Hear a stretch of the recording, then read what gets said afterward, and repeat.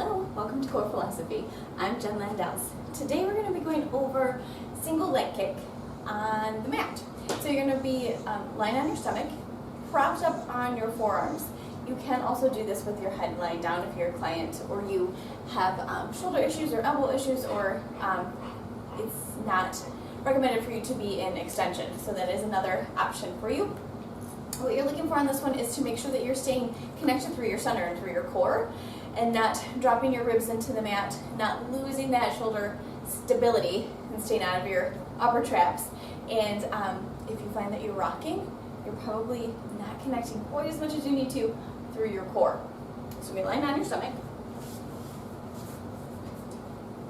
And then find this propped up position here where you're pressing down into your arms. You're pushing the floor away.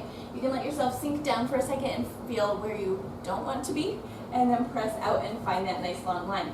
Now from here, check on what's happening at your low back. So right now I'm kind of letting everything go, and it's actually really kind of pinching at my low back. So pulling those ribs and abs up, finding your nice lengthened extension. You don't need to be really high. You want to find a nice long line. Then from there, once you've got those connections, you want to think about what's happening in the back of your legs. You want to get that glute and hamstring connection. I call it underbun connection. So you've got that attachment where your glute and hamstring are working or coming from. And you're going to pull one foot in towards your seat and pulse 2 times. Here you're going to squeeze, squeeze, and reach. Squeeze, squeeze, and reach. You can flex your foot, but what you really want to concentrate on is really using your hamstring to pull your leg in, or pull your foot in, and to bend your knee, so that you're getting the back of your leg to really work. Again, if you're feeling like you're moving, then you need to pull that center in a little bit more. If you're feeling a lot of strain in the front of your leg and your knees, you can always take a little ham or quad stretch here first, sending your hips down, getting that to release a little bit will often help.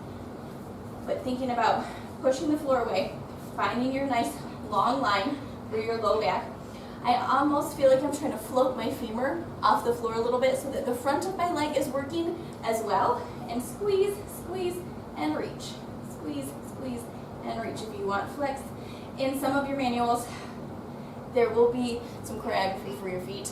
I don't necessarily care. I want you to really think about where your exercise is coming from and what connections you need from here. Okay, so like I said, if you want to come down onto your, just rest your head on your forearms. That's another spot to do this exercise, and then you don't have to worry about that long line or that extension. It takes you out of your wrists and your shoulders. But other than that, let me know if you have any questions.